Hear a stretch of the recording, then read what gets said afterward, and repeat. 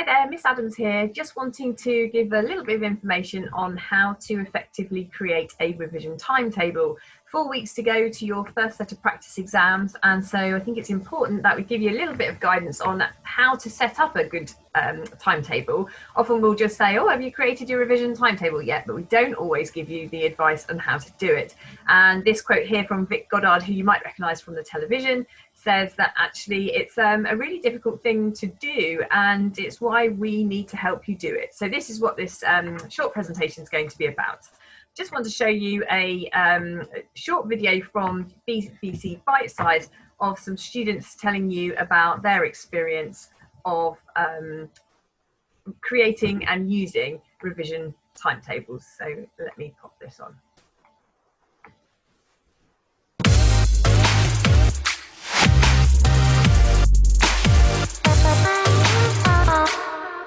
It's important to have a realistic revision planner because you need to follow it. Saying you want to revise for maths for 2 hours is not realistic, and you know that. Loads of people will tell you how they use their revision planner, and I guarantee that they'll all use it differently. I planned at the start of the week roughly where I wanted to be, and then every day or in the evening before, then I would plan what I wanted to achieve the next day. The 20 minutes on and 10 minutes off type thing, it really helps you to focus. I would start with the hardest subject first when revising because that requires more brain power, more concentration. Some of my friends had it so that they had specific tasks, like they'd make flashcards on this subject, they'd do a mind map on this topic. It was flexible, but it made me do the subjects every night, and it also was unbiased, so I couldn't revise loads and loads of one subject and just avoid all my other subjects. You have to plan other things into it to make your life enjoyable, because otherwise you'll just crash and burn out. It gives you a sense of discipline. So if you actually stick to it, you will see results. There's no lie in that.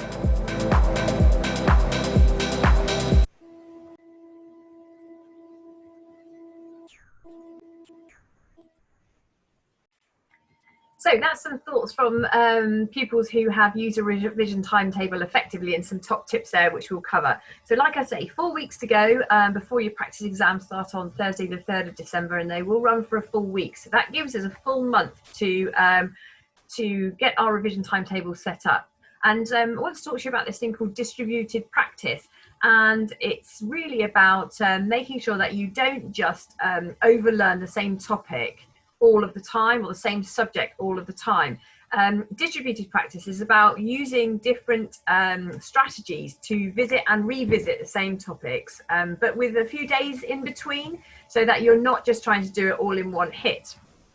So I think when you're thinking about getting your revision plan right, you do need to, like the video says, ensure that you don't get that burnout. So think about when you're going to do it, how long you've got to do it in the day, and think about your other activities that you do, your other commitments that you might have, and think about where you're going to do your revision at home, and have you got a good space so that you are in the mindset for revision purposes, with everything to hand, so that the time you spend doing the revision is the most productive and not just used to find a bit more paper or another pen or do something or be distracted. I think it's important not to worry about what your peers are saying they're doing, because they might be telling you they're doing hours and hours of revision every night, but the chances are that's not the case. So stick to your own plan and just be confident that as much as you're doing is what you need to be doing for yourself. All right, and share your plan with your family, because you're most likely going to stick to it if they are encouraging you to go and do it as well.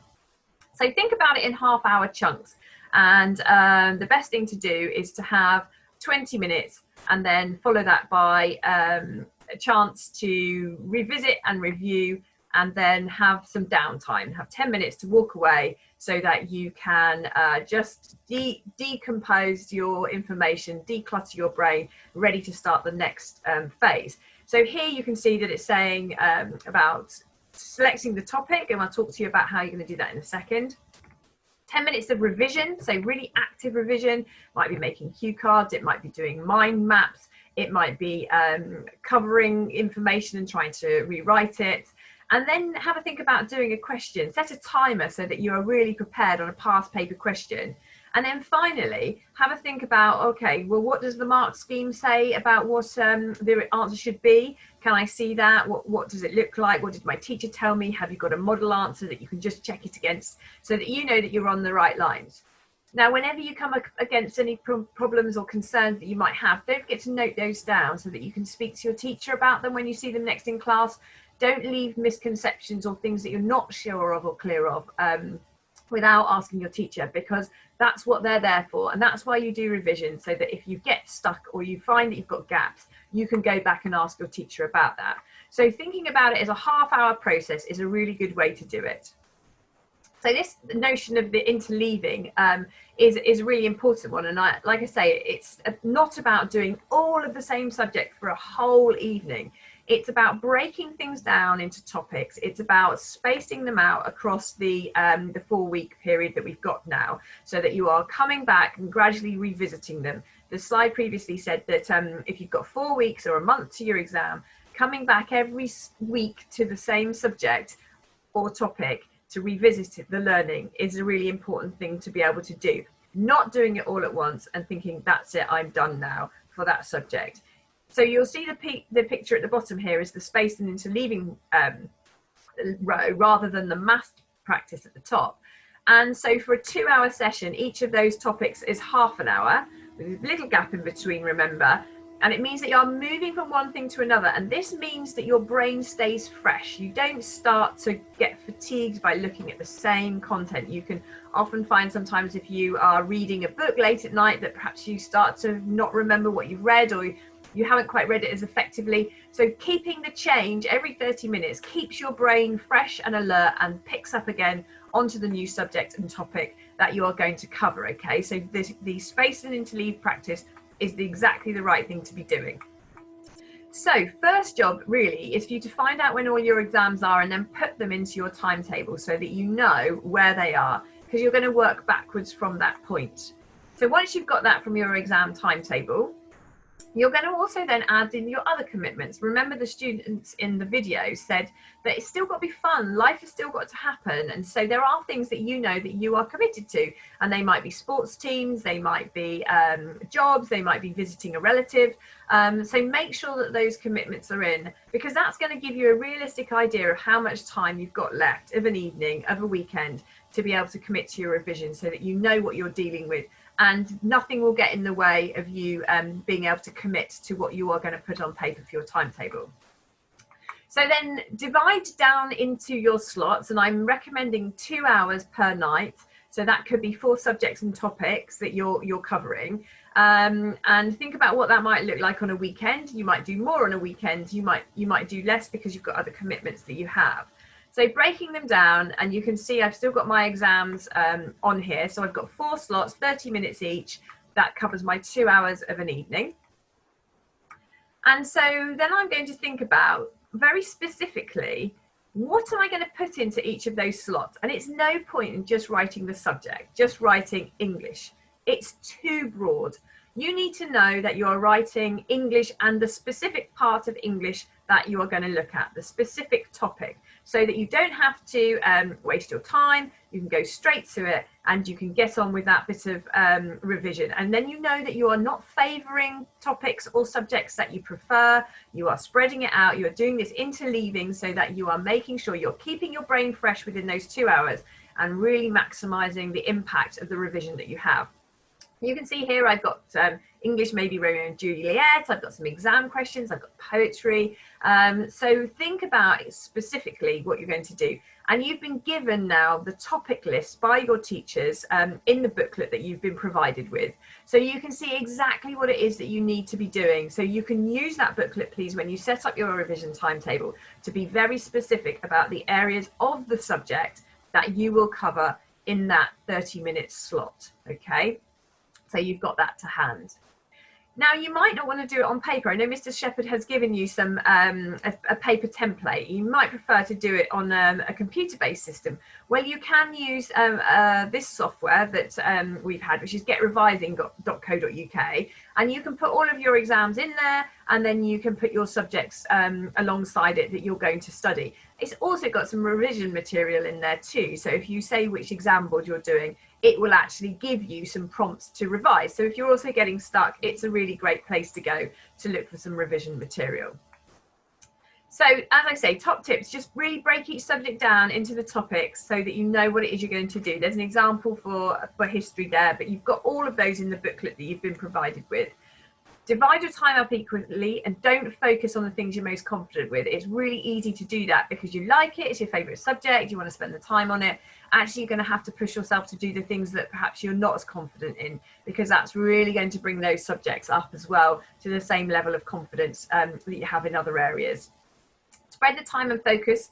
Remember, about a week between with a month to go, each of the topics. So you're coming back to those. You've got 4 slots of an evening if you're doing 2 hours, if you can make that as your minimum. And anything over and above that you do will just be excellent and really help you. If you get stuck on something, don't forget to make a note of it and get your teacher to help you with that when you come back into class.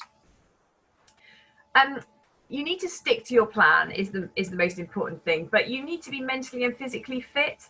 So think about how you are going to actually do your revision. Where is that going to take place? Is it in a busy lounge, or actually is it upstairs in a quiet space with a desk where you've got clear space to make notes, to pin things up, to put post-its around?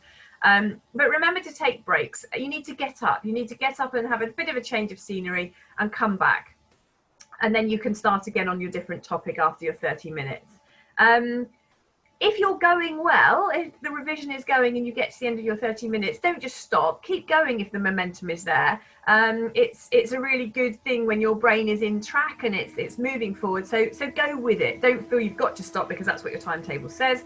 But try and feel how you're going, and likewise, on the opposite of that, if it's really not working for you, stop and move on to something else and bring that back in another day. Make sure you're sleeping well, and that means that your mobile phone ought not be in your bedroom at night pinging away. It means that when you're revising, your phone should be away from your desk, because research shows that from that ping of your notification, even if you don't look at it, that can distract you for up to 13 minutes before you can fully focus back on what it is you're doing. And if you're only revising for a 30-minute session for each topic 4 times of an evening, 13 minutes is nearly half of the time. So you really need to be disciplined with your mobile devices, please. And I know that's tough, but everybody should be revising, so it shouldn't be a problem. Drink plenty of water, stay hydrated. We tell you that in and around school, so make sure you're doing that while you're revising. And no, this will end. This will end soon. This is 6 more months of making sure you are revising and learning and remembering this information. But there is light at the end of the tunnel. Consider rewards. Maybe you could agree some with your family. What will you do if you manage to do a whole week of sticking to your timetable? Maybe a nice reward on a Sunday, or something that you're looking forward to. Don't allow your friends to panic you, telling you that they've done 20 hours in a week of revision or more, because the chances are they haven't. They're just saying that. So stick to your own plan, play your own race, and make sure that you know that you have been true to what you have said you're going to do. As I said about the mobile phone devices, please do think about that. It is really distracting. And consider the use of music. Is that a distraction? Is it busy where you're revising, so that there is quiet space for you to be thinking? Remember, the exam is going to be in silence, so as much as you might enjoy the use of music and things like that, think about it, because the exam will be a silent exam. Involve your families. What can they do to help you? Well, certainly share your revision timetable with them, and if you do it online, you can actually share it electronically with them. And your parents and family members can really help you stick to it. Maybe they'll bring you after 30 minutes a cup of tea or a treat to just give you that downtime, ask you what you've been covering and what you've been studying. Think about using your smart clock or your kitchen timer. Alexa's great at telling you when you need to stop doing something and start doing something else. So maybe you're lucky enough to have a smart speaker. Parents, make sure your cupboards are stocked with good food, so that when they come down midway between their revision, that they've got something they could just snack on as a treat, but perhaps not always high sugar, because that can affect concentration a little bit as well. Get out and about, have some fresh air, make sure you're staying active or engaging in your sports. Maybe you've got to walk a dog, perhaps you've got an opportunity to just go out and be with animals that you have in your home perhaps as well. So think about what you're going to do and how you as parents and family members are going to encourage that. Have routines and structure at home, so maybe you eat tea at a set time and then you go off and you do your revision after that, or maybe you do 2 slots and then you do your revision. So think about how you're going to structure home. Encourage our rewards. So like I said, if you've done a full week keeping up with your timetable, what reward will you have as a family? Perhaps you'll go and do something, or go for a walk, or enjoy some family time. But parents, please don't nag. It really is counterproductive. We know that as teachers, when students feel that we're always asking them to do things.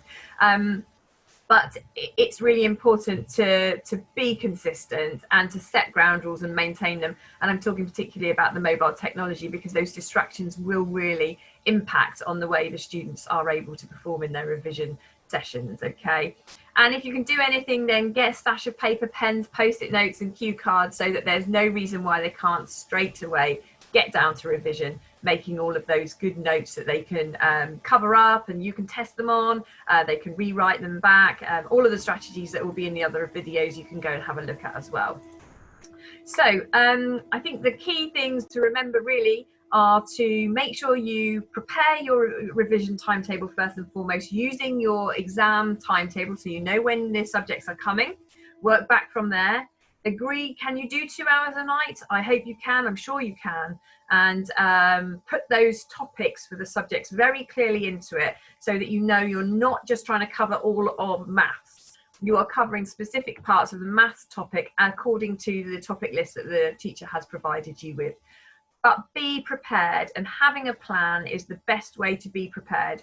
Know that if you don't get it right on one day, you had to miss something, just start the next day again. It doesn't matter. Just keep going and revisit and restart your timetable as soon as you can, so that you know you're confident with the level of revision you're doing. And any questions, you ask your teachers.